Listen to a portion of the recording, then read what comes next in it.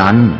นอกจากอบรมตามหลักสูตรธรรมดาเพื่อให้ได้วุฒิบัตรรับรองแล้วพึงอบรมเรื่องการเทศนาการเขียนการค้นคว้าซึ่งอาจจะเป็นเรื่องเฉพาะตัวแต่ก็สามารถฝึกขึ้นมาได้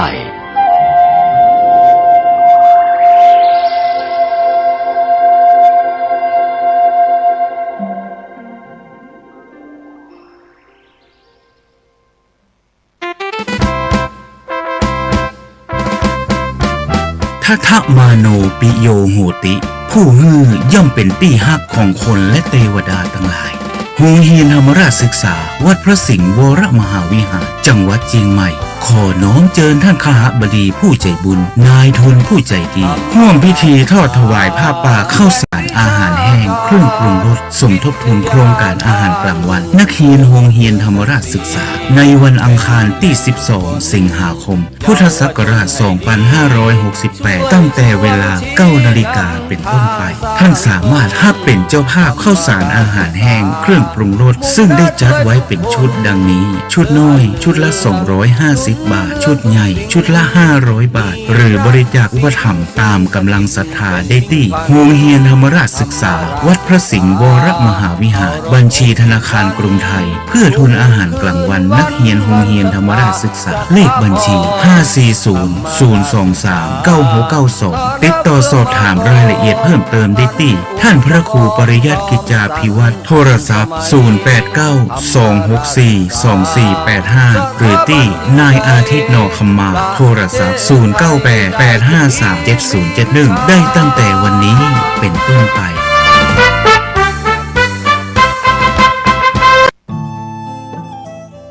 ท่านกำลังติดตามรับฟังสถานีวิทยุกระจายเสียงพระพุทธศาสนาแห่งชาติและสังคม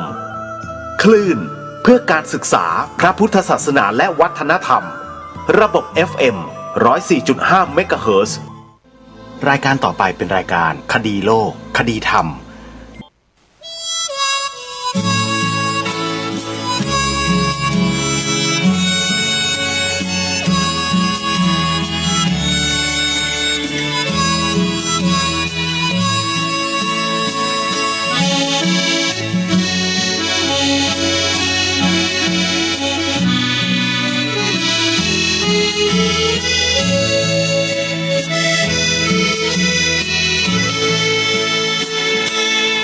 วัดฟังธรรมไหว้พระเช้าค่ำทำความดีภาวนาหาความสุขีสร้างบารมีไม่ให้มนหมองทำใจเป็นกลางปล่อยวางในสิ่งยึดครองแจ่มใสในธรรมเรื่องรองเมื่อแสงสีทองได้ส่องใจฝึกภาวนาหาความสุขเย็นกันเถิดนะนี้โลกสับสนมายากิเลสตัณหาพาให้วุ่นวายชีวิตเกิดมาไม่ช้าก็แก่เจ็บตายรีบหาความสุขทางใจฝึกกันเอาไว้จะได้ปล่อยวางทุกลมหายใจเข้าออกบอกใจให้รู้ชีวิตเหลืออยู่ทำดีมากพอหรือยังทบทวนผ่านมากี่คราที่เคยพลาดพลั้งที่คราวที่หวังสมดังใจไม่บังไหมเข้าวัดฟังธรรมน้อมนำจิตใจให้ใสเย็นทุกอย่างที่มีและที่เป็นสร้างความลำเค็ญให้แค่ไหนไม่นานก็หายสุดท้ายก็แค่เชื้อไฟมั่นคงนั้นคือความตายความหมายแห่งสัจธรรม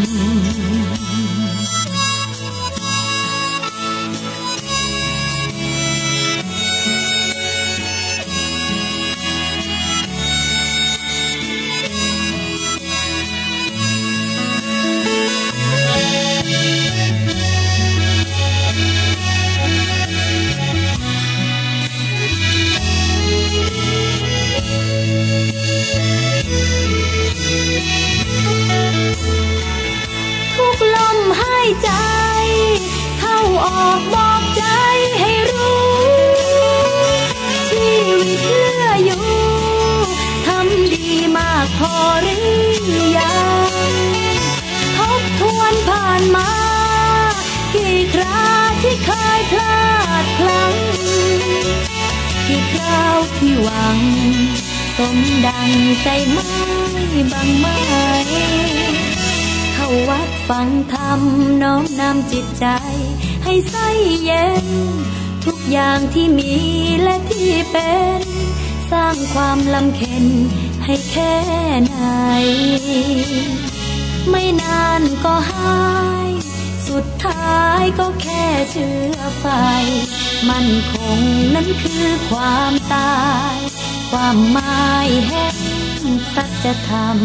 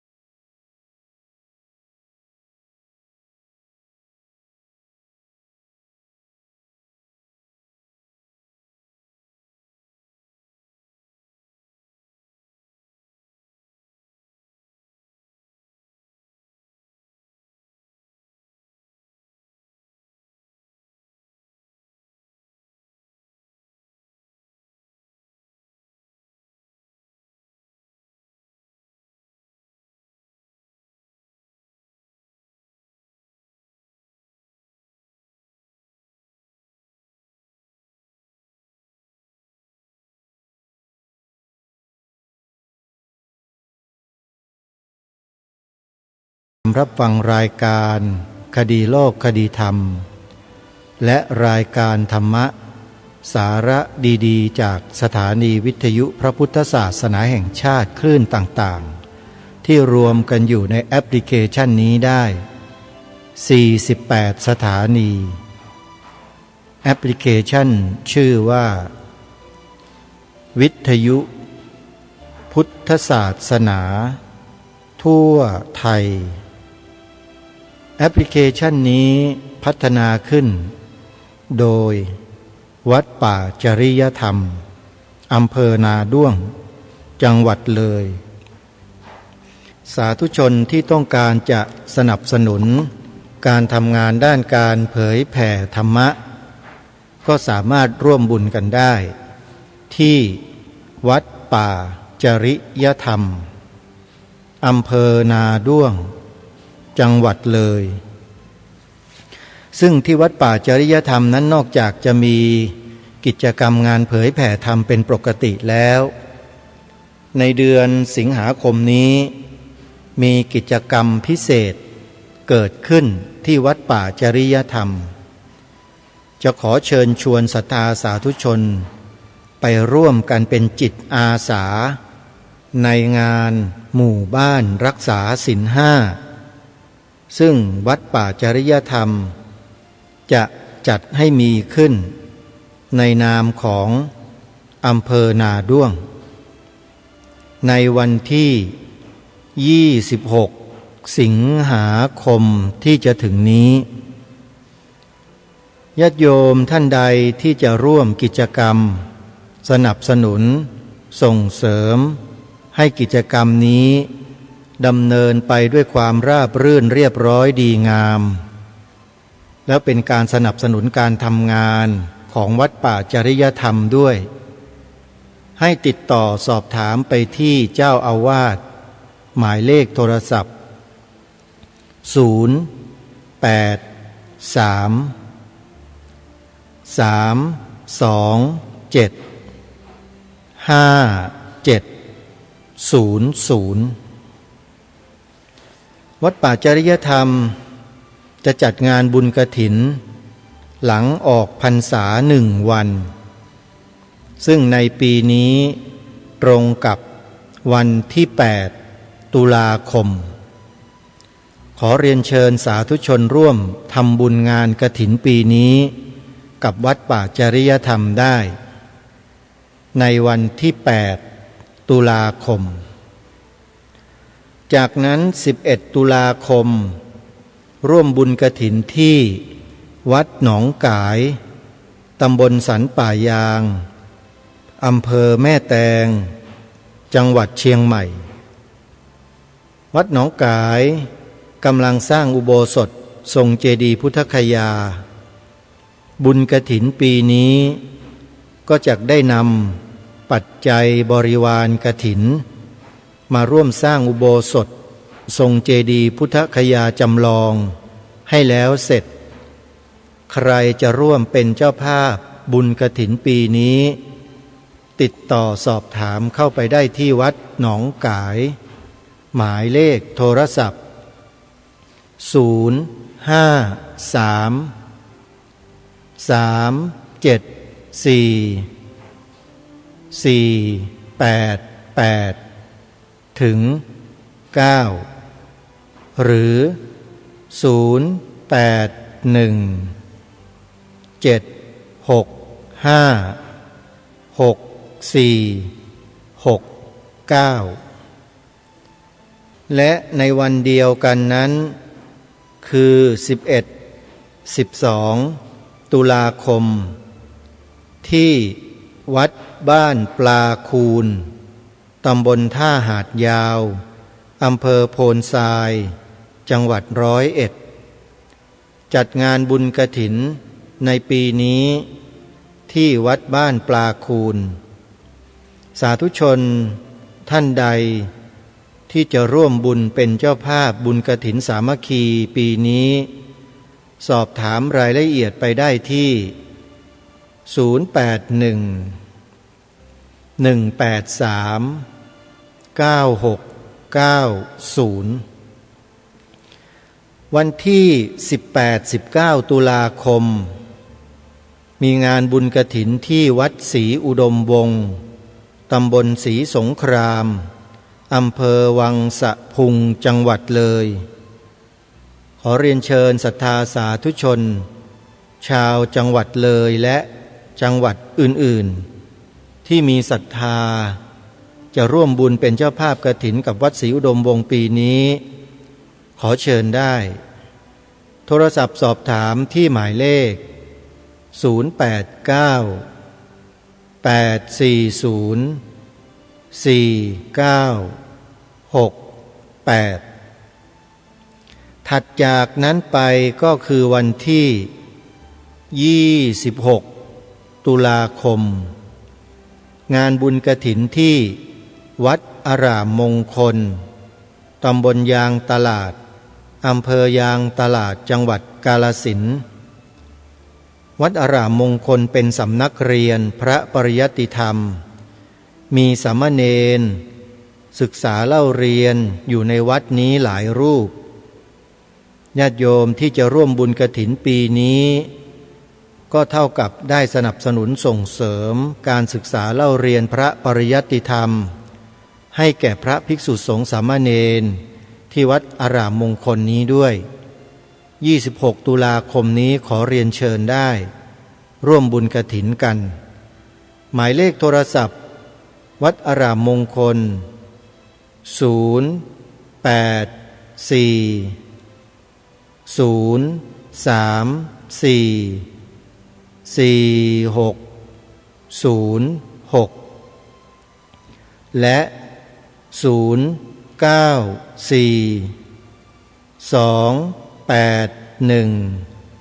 วัดส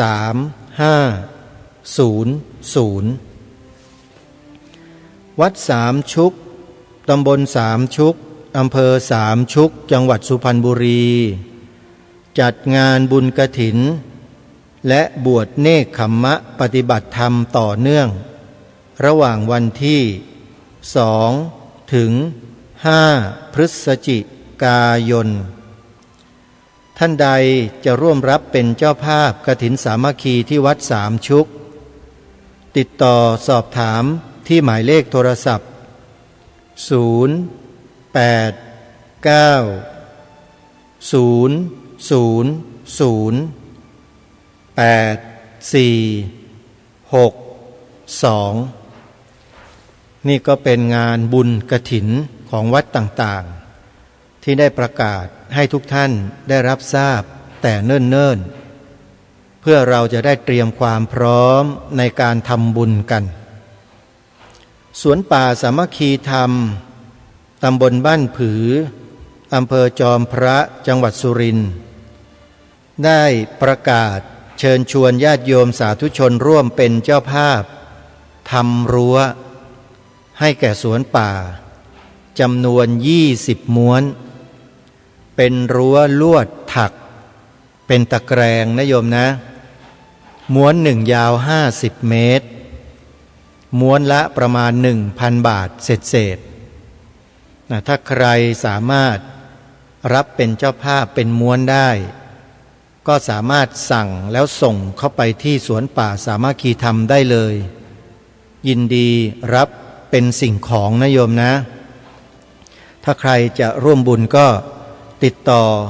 สอบถามมาที่อาตมาภาพได้เลยหมายเลขโทรศัพท์094-662-6935วันนี้ทางรายการได้เตรียมข้อมูลมานำเสนอในรายการให้ท่านผู้ฟังได้ศึกษาเรียนรู้กันในเรื่องของเศรษฐกิจพอเพียงโดยได้นำบทความจากเว็บไซต์ของมูลนิธิชัยพัฒนามาอ่านออกอากาศให้สาธุชนโดยทั่วไปได้ศึกษาเรียนรู้กันเพื่อจะได้นำไปใช้ในพื้นที่ของแต่ละท่านให้เกิดประโยชน์สูงสุดบนพื้นที่ดินของเราและจะเป็นประโยชน์ไปยาวนานถึงอนาคตข้างหน้าไม่มีที่สิ้นสุดตราบใดที่เราอยู่กับธรรมชาติฟื้นฟูธรรมชาติอนุรักษ์ธรรมชาติธรรมชาติก็จะช่วยเราส่งเสริมเราให้เราอยู่อย่างธรรมชาติแล้วชีวิตของคนเราก็จะมีความสุขมีความร่มเย็นไม่เบียดเบียนซึ่งกันและกันด้วยเหตุนานับประการแต่จะกลายเป็นกลุ่มบุคคลที่พึงปรารถนาของคนในสังคมคือกลุ่มคนที่มีแต่การให้อภัยให้ความรักความเมตตาให้สิ่งของที่จำเป็นต่อการดำรงชีวิตล้วนแล้วแต่อยู่ภายใต้แนวคิดเศรษฐกิจพอเพียงทั้งนั้นถ้าหากว่าเราสามารถนำแนวพระราชดำริเศรษฐกิจพอเพียงของพระบาทสมเด็จพระเจ้าอยู่หัวรัชกาลที่ 9ที่พระองค์ทรงพระราชทานไว้ให้นั้นไปใช้บ้านเมืองเราก็จะพบแต่ความสงบสุขร่มเย็นตลอดกาลนี่คือสิ่งที่อยากจะให้พวกเราท่านทั้งหลายเนี่ยได้ทำการศึกษาเรียนรู้กันจึงได้นำสิ่งเหล่านี้มาถ่ายทอดให้พวกเราได้สดับรับฟังเผื่อพวกเราหลายๆท่านฟังแล้วอาจจะมีแนวความคิดต่อยอดแล้วนำไปใช้ให้เกิดเป็นประโยชน์สูงสุดร่วมกันได้ เดี๋ยวเราไปติดตามรับฟังตั้งแต่เริ่มต้นเลยจนกระทั่งหมดเวลาของรายการวันนี้นะขอให้เราได้ตั้งใจฟังกันให้จริงๆนะโยมนะเราจะได้รับความรู้กันอย่างละเอียดแล้วก็เกิดความเข้าใจให้ตรงกันจุดเริ่มต้นแนวคิดเศรษฐกิจพอเพียงผลจากการใช้แนวทางการพัฒนาประเทศไปสู่ความทันสมัยได้ก่อให้เกิดความเปลี่ยนแปลงแก่สังคมไทยอย่างมากในทุกด้านไม่ว่าจะเป็นด้านเศรษฐกิจการเมืองวัฒนธรรมสังคมและสิ่งแวดล้อมอีกทั้งกระบวนการของความเปลี่ยนแปลงมีความสลับซับซ้อนจนยากที่จะอธิบายในเชิงสาเหตุและผลลัพธ์ได้เพราะการเปลี่ยนแปลงทั้งหมดต่างเป็นปัจจัยเชื่อมโยงซึ่งกันและกันสำหรับผลของการพัฒนาในด้านบวกนั้นได้แก่การเพิ่มขึ้นของอัตราการเจริญเติบโตทางเศรษฐกิจความเจริญทางวัตถุและสาธารณูปโภคต่างๆระบบสื่อสารที่ทันสมัยหรือการขยายปริมาณและกระจายการศึกษาอย่างทั่วถึงมากขึ้นแต่ผลด้านบวกเหล่านี้ส่วนใหญ่กระจายไปถึงคนในชนบทหรือผู้ด้อยโอกาสในสังคมน้อยแต่ว่ากระบวนการเปลี่ยนแปลงของสังคมได้เกิดผลลบติดตามมาด้วยเช่น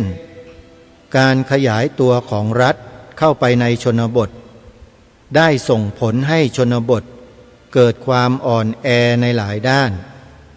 ทั้งการต้องพึ่งพิงตลาดและพ่อค้าคนกลางในการสั่งสินค้าทุนความเสื่อมโทรมของทรัพยากรธรรมชาติระบบความสัมพันธ์แบบเครือญาติและการรวมกลุ่มกันตามประเพณีเพื่อการจัดการทรัพยากรที่เคยมีอยู่แต่เดิมแตกสลายลงภูมิความรู้ที่เคยใช้แก้ปัญหาและสั่งสมปรับเปลี่ยนกันมาถูกลืมเลือนและเริ่มสูญหายไปสิ่งสำคัญก็คือความพอเพียงในการดำรงชีวิตซึ่งเป็นเงื่อนไขพื้นฐานที่ทำให้คนไทยสามารถพึ่งตนเองและดำเนินชีวิตไปได้อย่างมีศักดิ์ศรีภายใต้อำนาจและความมีอิสระในการกำหนดชะตาชีวิตของตนเองความสามารถในการควบคุมและจัดการเพื่อให้ตนเองได้รับการสนองตอบต่อความต้องการต่างๆรวมทั้งความสามารถในการจัดการปัญหาต่างๆได้ด้วยตนเองซึ่งทั้งหมดนี้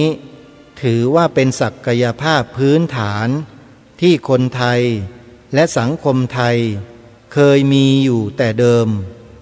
ต้องถูกกระทบกระเทือนซึ่งวิกฤตเศรษฐกิจจากปัญหาฟองสบู่และปัญหาความอ่อนแอของชนบท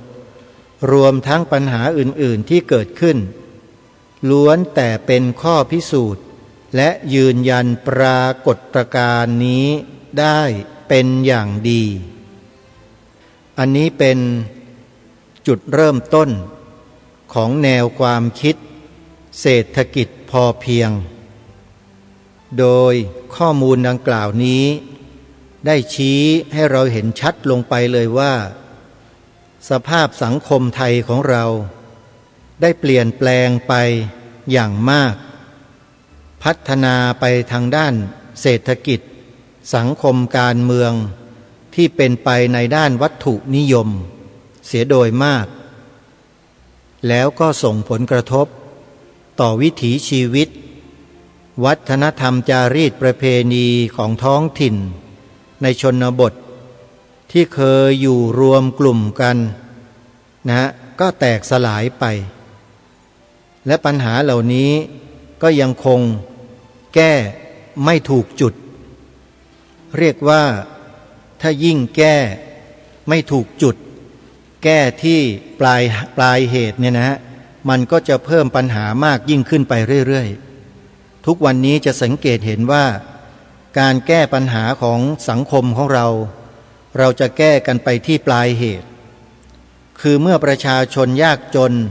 ไม่มีปัจจัยในการดำรงชีพทางการก็จะให้แก้โดยการกู้ด้วยการแก้ด้วยการกู้ยิ่งกู้ก็ยิ่งแก้ยิ่งแก้ก็ยิ่งกู้สุดท้ายมันก็พัวพันกันพันละวันไปหมดเหมือนวัวพันหลักเหมือนลิงแก้แหมันยิ่งยุ่งยากเข้าไปอีกเพราะฉะนั้นแนวทางเศรษฐกิจพอเพียงที่องค์พระบาทสมเด็จพระเจ้าอยู่หัวรัชกาลที่ 9พระองค์ได้ทรงศึกษาทดลองมาโดยตลอดและพระราชทานไว้อย่างเป็นทางการเมื่อปีพระพุทธศักราช 2517 จึงเป็นทางออกของมวลมนุษยชาติในโลกอย่างดีที่สุดถูกตรงตามความเป็นจริงมากที่สุดและสามารถที่จะให้มนุษย์พึ่งพาซึ่งกันและกันได้ตลอดกาลทีนี้เดี๋ยวเรามาดูกันว่าแนวทางเศรษฐกิจพอเพียงนั้นพระองค์ท่านได้พระราชทานแนวพระราชดำริไว้อย่างไรบ้างพระราชดำริว่าด้วยเศรษฐกิจพอเพียงการพัฒนาประเทศจำเป็นต้องทำตามลำดับขั้นต้องสร้างพื้นฐานคือความพอมีพอกินพอใช้ของประชาชนส่วนใหญ่เบื้องต้นก่อนโดยใช้วิธีการและอุปกรณ์ที่ประหยัดแต่ถูกต้องตามหลักวิชาการเมื่อได้พื้นฐานความมั่นคงพร้อมพอสมควรและปฏิบัติได้แล้วจึงค่อยสร้างค่อยเสริมความเจริญและฐานะทางเศรษฐกิจขั้นที่สูงขึ้นโดยลำดับต่อไปความตอนหนึ่งที่พระองค์พระราชทานไว้เมื่อวันที่ 18 กรกฎาคมพระพุทธศักราช 2517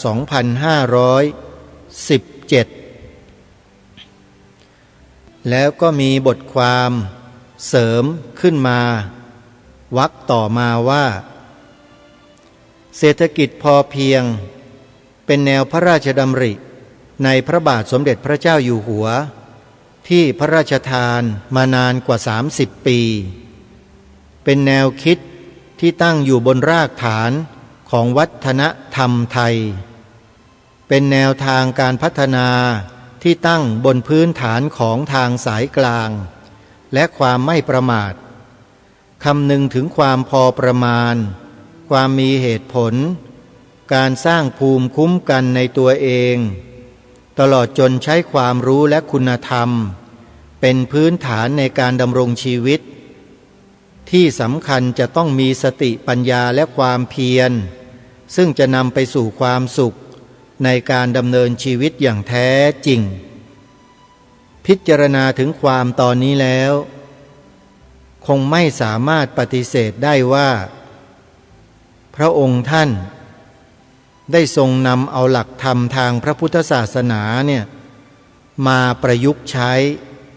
ในแนวทางเศรษฐกิจพอเพียงสาธุชนทุกท่านความจริงหลักธรรมคำสอนในทางพระพุทธศาสนานั้นคือรากฐานสำคัญของสังคมไทยเราที่มีมาช้านานหลายพันปีมาแล้วไม่ใช่จะเพิ่งมีนะท่านถ้าหากว่าเราไปศึกษาค้นคว้าดูประวัติศาสตร์ในสมัยครั้งโบราณนานมาหลายพันปีหลายหมื่นปีมาแล้วเนี่ยเราจะเห็นรอยต่อระหว่างยุคระหว่างสมัยที่มีการนำเอาหลักธรรมคำสอนในทางพระพุทธศาสนาสืบสารรักษาต่อยอดกันมานับเป็นหลายหมื่นปีหลายแสนปีมาแล้วซึ่งมีปรากฏเป็นหลักฐานยืนยันอยู่บนแผ่นกระเบื้องจาน เมืองคูบัวจังหวัดราชบุรีสาธุชนแทบจะไม่เคยได้ยินเลยใช่หรือไม่เกี่ยวกับตัวอักษรโบราณที่จารึกไว้บนแผ่นกระเบื้องจานเมืองคูบัวราชบุรีใครที่ติดตามรับฟังรายการคดีโลกคดีธรรมมาโดยตลอดก็จะได้ยินคำนี้ในรายการเคยเสนอมาพักหนึ่งแล้วก็ได้หยุดไปซึ่งจะได้นำมาเสนอต่อท่านผู้ฟังกันใหม่ในโอกาสอันใกล้นี้ในจารึกแผ่นกระเบื้องจานเมืองคูบัวเนี่ยได้บ่งบอกถึงประวัติศาสตร์ในสมัยอดีตเอาไว้ที่เกี่ยวเนื่องกับพระพุทธเจ้าในยุคต้นกับของโลกของเราใบนี้นะฮะซึ่งโลกเราเนี่ยมีพระพุทธเจ้าทรงอุบัติขึ้นมา5พระองค์นะฮะโลกใบนี้ที่เราอาศัยอยู่เนี่ยซึ่งอุบัติผ่านไปแล้ว4พระองค์และทั้ง4พระองค์นั่นแหละได้ถูกสืบสารกันมาด้วยแนวความคิดด้วยวิถีชีวิตด้วยวัฒนธรรมประเพณีของชนเผ่าที่สืบสารกันมาแต่โบราณแล้วก็สามารถยังคงเนื้อหาบางส่วนสืบต่อมาจนกระทั่งถึงปัจจุบันได้แล้วก็เล่าขานสู่ลูกหลานของเราสืบมาโดยลำดับมีจารึกอยู่บนแผ่นกระเบื้องจานเมืองคูบัวนี่แหละท่านผู้ฟังซึ่งเราแทบจะไม่เคยรู้จักไม่เคยได้ยินเลยนะเดี๋ยวทางรายการเนี่ยจะได้นำเนื้อความเหล่านั้นเนี่ยมานำเสนอต่อท่านผู้ฟังให้พวกเราได้ศึกษาเรียนรู้ไปด้วยกันซึ่งมันเป็นเรื่องที่ไม่ใช่ง่ายในการที่จะทำให้คนในยุคนี้ยอมรับข้อมูลเหล่านั้นโดยความเข้าใจที่ตรงกันได้มันยากนะโยมยากมากนะแต่ก็มีผู้คนในสังคมไทยของเราเนี่ยทั้งพระทั้งฆราวาสญาติโยมพยายามที่จะช่วยกันนำเสนอสิ่งเหล่านี้ออกสู่สังคมมาโดยลำดับแต่ดูเหมือนว่าจะไม่ประสบความสำเร็จเท่าที่ควรจะมีรู้อยู่ในวงแคบๆยังไม่ได้กระจายให้ทั่วถึงแต่เชื่อว่าสักวันหนึ่งถ้าเรามีความพยายามร่วมด้วยช่วยกันเนี่ยข้อมูลเหล่านี้จะไปถึงบุคคลรุ่นต่อๆกันไปให้เขาได้รับรู้แล้วจะได้นำไปต่อยอดเพื่อพัฒนาสังคมประเทศชาติบ้านเมืองของเราให้ถูกต้องตรงตามความเป็นจริงโดยเฉพาะสอดคล้องกับหลักเศรษฐกิจพอเพียงของพระบาทสมเด็จพระเจ้าอยู่หัวดังกล่าวนี้ด้วยนะนี่คือสิ่งที่ทางรายการได้ตั้งความปรารถนาไว้ว่าจะนำมาเผยแพร่ให้กับพวกเราได้ศึกษาเรียนรู้ไปด้วยกันแล้วเดี๋ยวค่อยมาศึกษาเรียนรู้กันไปในโอกาสต่อๆไปนะท่านผู้ฟังนะทีนี้เราก็กลับมาศึกษาเรียนรู้เรื่องแนวเศรษฐกิจพอเพียงกันต่อยังมีแนวพระราชดำริหรือพระราชดำรัสของพระองค์ท่านเป็นความอีกหลายๆตอนที่จะอ่านให้ฟังดังนี้คนอื่นจะว่าอย่างไรก็ช่างเขาจะว่าเมืองไทยล้าสมัยว่าเมืองไทยเชยว่าเมืองไทยไม่มีสิ่งที่สมัยใหม่แต่เราอยู่พอมีพอกินและขอให้ทุกคนมีความปรารถนาที่จะให้เมืองไทยพออยู่พอกินมีความสงบและทำงานตั้งจิตอธิษฐานตั้งปณิธานในทางนี้ที่จะให้เมืองไทยอยู่แบบพออยู่พอกินไม่ใช่ว่าจะรุ่งเรืองอย่างยอดแต่ว่ามีความพออยู่พอกินมีความสงบเปรียบเทียบกับประเทศอื่นๆถ้าเรารักษาความพออยู่พอกินนี้ได้เราก็จะยอดยิ่งยวดได้4 ธันวาคมพระพุทธศักราช 2517 แปลว่าพระองค์ท่านได้พระราชทานแนวพระราชดำริเศรษฐกิจพอเพียงไว้ เมื่อปีพระพุทธศักราช2517เนี่ย2 ครั้งนะโยมนี่คือจุดเริ่มต้นตั้งแต่เริ่มแรกเลยตรัสไว้ตั้งแต่ปีพระพุทธศักราช2517อาตมาภาพเพิ่งจะได้5 ขวบและมาดูบทความที่เสริมพระราชดำรัสตรงนี้ต่อเนื่องกันว่าพระบรมราโชวาทนี้ทรงเห็นแนวทางการพัฒนาที่เน้นการขยายตัวทางเศรษฐกิจของประเทศเป็นหลักแต่เพียงอย่างเดียวอาจจะเกิดปัญหาได้จึงทรงเน้นการมีพอกินพอใช้ของประชาชนส่วนใหญ่ในเบื้องต้นก่อนเมื่อมีพื้นฐานความมั่นคงพร้อมพอสมควรแล้วจึงสร้างความเจริญและฐานะทางเศรษฐกิจให้สูงขึ้นนี่คือความอธิบายย้ำลงไปแต่จะมีคนสักกี่คนจะมีกลุ่มคณะบุคคลสักกี่คณะที่จะเข้าใจปรัชญาเศรษฐกิจพอเพียงของพระองค์ตรงนี้อันนี้แหละคือสิ่งที่น่าเป็นห่วงจะมีสักกี่คนมีกี่กลุ่มมีกี่คณะแล้วจะเพียงพอต่อความต้องการของสังคมไทยเราไหมจะเป็นไปได้หรือไม่สิ่งนี้แหละที่เราจะต้องช่วยกันขยายด้วยตัวของพวกเรากันเองไม่ต้องไปรอแนวนโยบายอะไรจากใครที่ไหนยังไงไม่ต้องรอโยมเพราะมันยากมากเราต้องเริ่มด้วยตัวของเราเองนะเดี๋ยวเรามาว่ากันว่าจะเริ่มกันแบบไหนนะฮะมาดูความต่อไปท่านบอกว่าแทนที่จะเน้นการขยายตัวของภาคอุตสาหกรรมนำการพัฒนาประเทศควรที่จะสร้างความมั่นคงทางเศรษฐกิจพื้นฐานก่อนนั่นคือทำให้ประชาชนในชนบทส่วนใหญ่พอมีพอกินก่อนเป็นแนวทางการพัฒนาที่เน้นการกระจายรายได้เพื่อสร้างพื้นฐานและความมั่นคงทางเศรษฐกิจโดยรวมของประเทศก่อนเน้นการพัฒนาในระดับสูงขึ้นไปนะนี่ก็เป็นความอีกตอนหนึ่งที่เสริมเข้ามาดูความต่อมาทรงเตือนเรื่องพออยู่พอกินตั้งแต่ปีพระพุทธศักราช2517คือเมื่อ30 กว่าปีที่แล้วแต่ทิศทางการพัฒนาก็มิได้เปลี่ยนแปลงซึ่งดูได้จากกระแสพระราชดำรัสของพระองค์ดังนี้เมื่อปีพระพุทธศักราช2517วันนั้นได้พูดถึงว่าเราควรปฏิบัติให้พอมีพอกินพอมีพอกินนี้ก็แปลว่าเศรษฐกิจพอเพียงนั่นเองถ้าแต่ละคนมีพอกินก็ใช้ได้ยิ่งถ้าทั้งประเทศพอมีพอกินก็ยิ่งดีและประเทศไทยเวลานั้นก็เริ่มจะเป็นไม่พอมีพอกินบางคนก็มีมากบางคนก็ไม่มีเลย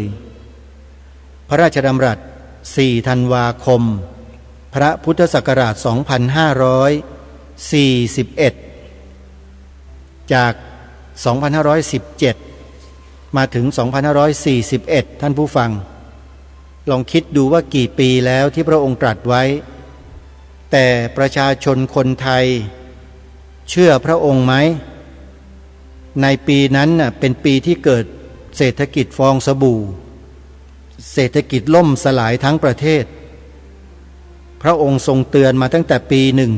17แต่ไม่มีใครฟังพระองค์ไม่ปฏิบัติตามแนวที่พระองค์ได้ทรงวางไว้ก็เกิดเป็นปัญหาด้านเศรษฐกิจชัดเจนแล้วต่อมาจะเป็นยังไงลองมาดูกันนะเศรษฐกิจพอเพียงเศรษฐกิจพอเพียงเป็นปรัชญาที่พระบาทสมเด็จพระเจ้าอยู่หัวพระราชทานพระราชดำริชี้แนะแนวทางการดำเนินชีวิตแก่ประสบนิกรชาวไทยมาโดยตลอดนานกว่า25 ปี ตั้งแต่ก่อนเกิดวิกฤตการณ์ทางเศรษฐกิจและเมื่อภายหลังได้ทรงเน้นย้ำแนวทางการแก้ไขเพื่อให้รอดพ้นและสามารถดำรงอยู่ได้อย่างมั่นคงและยั่งยืนภายใต้กระแสโลกาภิวัตน์และความเปลี่ยนแปลงต่างๆปรัชญาเศรษฐกิจพอเพียงเศรษฐกิจพอเพียงเป็นปรัชญาชี้ถึงแนวการดำรงอยู่และปฏิบัติตนของประชาชนในทุกระดับตั้งแต่ระดับครอบครัวระดับชุมชนจนถึงระดับรัฐทั้งในการพัฒนาและบริหารประเทศให้ดำเนินไปในทางสายกลางโดยเฉพาะการพัฒนาเศรษฐกิจเพื่อให้ก้าวทันต่อโลกยุคโลกาภิวัตน์ความพอเพียงหมายถึงความพอประมาณความมีเหตุผลรวมถึงความจำเป็นที่จะต้องมีระบบภูมิคุ้มกันในตัวที่ดีพอสมควรต่อการกระทบใดๆอันเกิดจากการเปลี่ยนแปลงทั้งภายในภายนอกทั้งนี้จะต้องอาศัยความรอบรู้ความรอบคอบและความระมัดระวังอย่างยิ่งในการนำวิชาการต่างๆมาใช้ในการวางแผนและการดำเนินการทุกขั้นตอนและขณะเดียวกันจะต้องเสริมสร้างพื้นฐานจิตใจของคนในชาติโดยเฉพาะเจ้าหน้าที่ของรัฐนักทฤษฎีและนักธุรกิจในทุกระดับให้มีสำนึกในคุณธรรมความซื่อสัตย์สุจริตและให้มีความรอบรู้ที่เหมาะสมดำเนินชีวิตด้วยความอดทนความเพียรมีสติปัญญาและความรอบคอบเพื่อให้สมดุลและพร้อมต่อการรองรับการเปลี่ยนแปลงอย่างรวดเร็วและกว้างขวางทั้งด้านวัตถุสังคมสิ่งแวดล้อมและวัฒนธรรมจากโลกภายนอกเป็นอย่างดีท่านสาธุชนผู้ฟังองค์พระบาทสมเด็จพระเจ้าอยู่หัวรัชกาลที่ 9ทรงทอดพระเนตรเห็นอนาคตอย่างชัดเจนมาถึงวันนี้เนี่ยปัจจุบันนี้ท่านผู้ฟังโลกกำลังจะพลิกไม่ใช่เปลี่ยนแปลงธรรมดาด้วยพลิกเลยเมื่อพลิกแล้วผลกระทบต้องเกิดขึ้นแก่ประเทศไทยอย่างหลีกเลี่ยงไม่ได้แน่นอนถามว่าทางการได้เตรียมความพร้อมดำเนินแนวนโยบายของรัฐให้เป็นไปตามแนวพระราชดำริเรื่องเศรษฐกิจพอเพียงนี้กันไปเท่าไหร่หรือยังเลยยังไปได้ไม่เท่าไหร่เลยแล้วเราก็เคยได้ข่าวด้วยว่าภาครัฐนำโครงการนำแนวพระราชดำริเศรษฐกิจพอเพียงไปดำเนินการไปทำอะไรเสร็จแล้วก็เกิดข่าวว่ามีการทุจริตคอร์รัปชันกันอีกซ้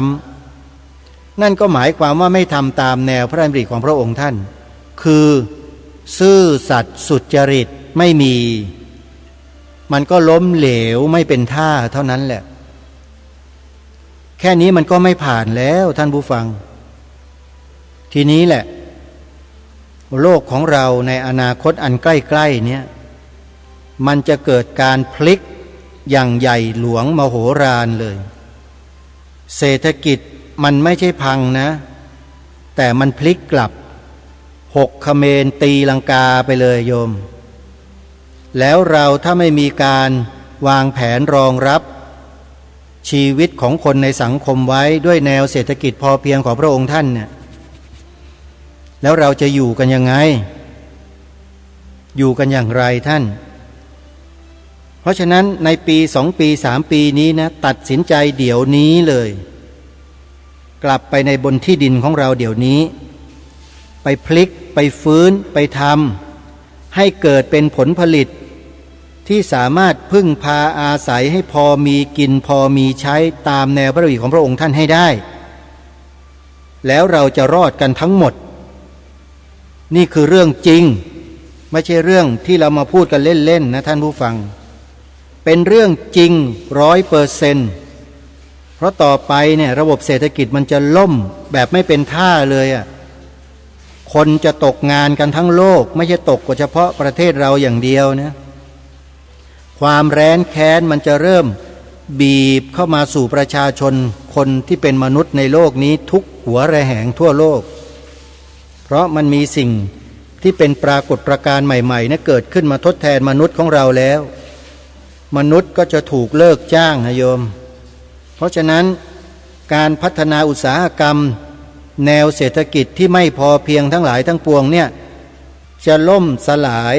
แล้วก็จะกลายเป็นซากที่ไม่มีคุณค่าแต่ปรัชญาเศรษฐกิจพอเพียงเนี่ยคือรอดแน่นอนถ้าใครต้องการหรือสนใจจะไปดูงานนะขอแนะนำให้ไปดูงานที่ศูนย์กสิกรรมธรรมชาติ